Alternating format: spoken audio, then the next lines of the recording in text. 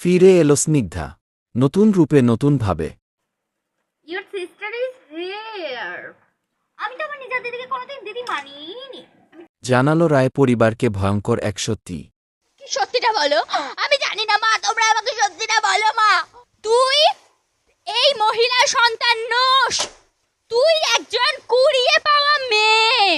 না, একদম হবে না। ও মা কি বলছে ও মা? সংসারে উঠল এক নতুন ঝড়। তুমি এটা করতে পারো না।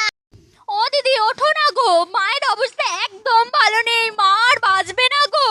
তুমি তোমার নিজের মায়ের ওপর রাগ করে আছো, গোসা করে আছো। এই মুহূর্তে তোমার মায়ের তোমাকে সব থেকে বেশি দরকার।